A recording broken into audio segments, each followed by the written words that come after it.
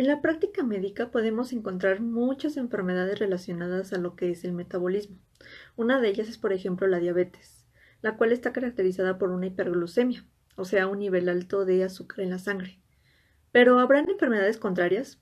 ¿Enfermedades que en lugar de darte una hiperglucemia te den una hipoglucemia?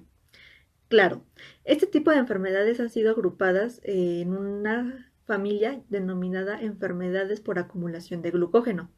Algunos autores la denominan GCD, las cuales son 8 tipos, cada una con su respectivo gen dañado que va a propiciar pues una proteína dañada o la ausencia de una proteína, la cual va a afectar en el almacenamiento y en el uso del glucógeno. Y bueno, la enfermedad a tratar el día de hoy es la glucogenosis de tipo 6 o también denominada la enfermedad de Hers, donde no hay un defecto en una proteína, más bien es la ausencia de una proteína denominada enzima glucógeno fosforilasa hepática, la cual vamos a describir a continuación. Vamos a empezar por qué es el glucógeno. El glucógeno va a ser una molécula compleja compuesta de diversas moléculas de glucosa.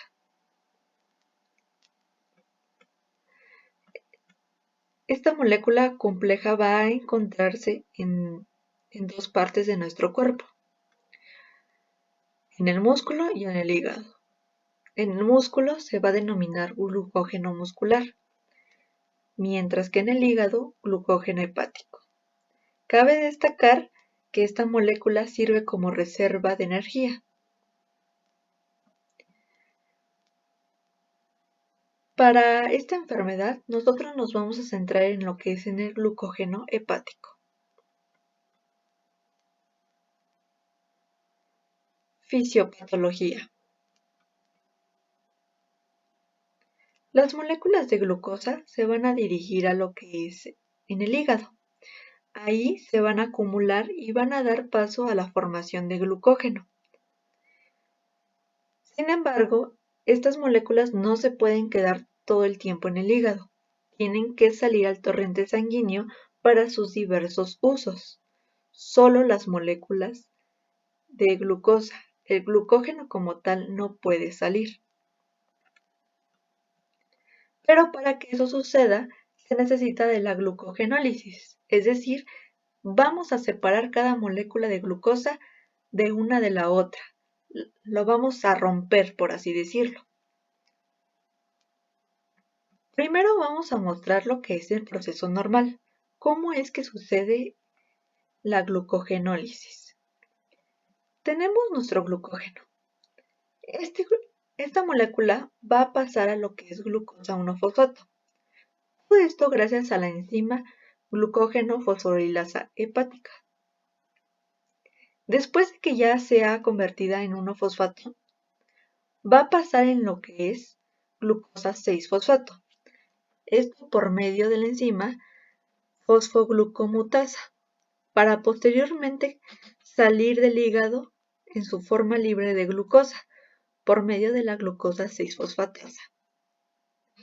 Para este punto es agregar grupos fosfato y quitar grupos fosfato para que ésta se libere. Ahora vamos a hablar sobre el proceso defectuoso. ¿Cómo es que empieza a fallar este mecanismo?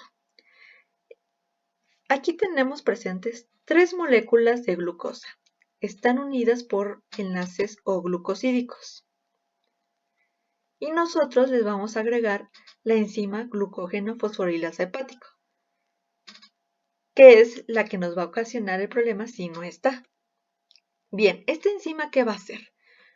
Pues va a fosforilar cada molécula de glucosa, es decir, se le va a agregar un grupo fosfato. De esta forma se van a ir liberando. Solamente se van a agregar en los enlaces 1-alfa-4. No puede agregarse en los enlaces 1-alfa-6 porque para eso es otra enzima. Una vez agregada su grupo fosfato, este ya pasa a ser glucosa 1-fosfato. Y de ahí ya sabemos lo que sigue. Se convierte en glucosa 6-fosfato y de ahí a glucosa para ser liberada en el torrente sanguíneo. Entonces, ¿qué sucede? no tenemos la fosforilasa.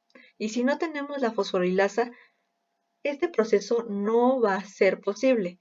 Nunca se va a convertir en glucosa no fosfato. Si no se convierte en esta, tampoco se va a separar de sus demás glucosas. Va a seguir siendo glucógeno. Como la glucosa no va a salir, va a ocasionar lo que es una hipoglucemia y por lo tanto no va a haber suficiente energía. De ahí que las personas que tengan esta enfermedad tienen bastante cansancio en realizar ciertas actividades. Diagnóstico. En el diagnóstico, pues tenemos que va a empezar en la infancia de 1 a 5 años. Y otra de sus características es que va a tener un deterioro en el crecimiento. También va a tener ciertas modificaciones en el abdomen debido a su hepatomegalia. El hígado crece porque la glucosa se empieza a almacenar y empieza a crear demasiados glucógenos. Es por eso que el hígado empieza a crecer. También empieza una hiperlipidemia. Esto como consecuencia de un incremento en la síntesis de grasa. Esta enfermedad normalmente tiene un camino benigno. Si no se llega a tratar, llega a tener cirrosis hepática e incluso tumores hepáticos. Con respecto a la genética, vamos a tener que se encuentra en el cromosoma 14, más específicamente en el brazo largo, región 2, banda 1, mientras que en los genes va a variar en hombres y mujeres. En mujeres van a ser el gen PIGL y en el hombre va a ser en el gen GSD9.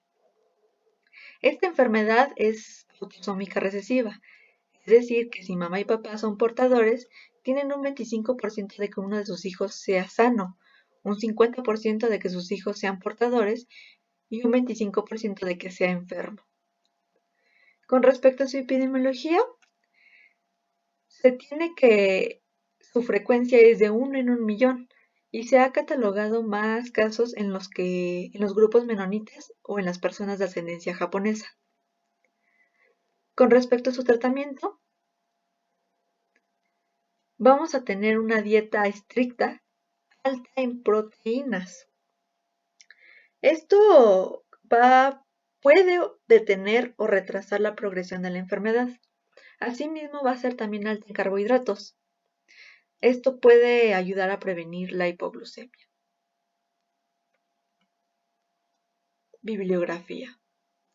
Se tomó información del Nelson Tratado de Pediatría, de Robbins y Cotran de Patología Estructural y Funcional, Principios de Bioquímica Clínica y Patología Molecular, Elementos de Genética Médica Emery y algunos artículos de Medscape.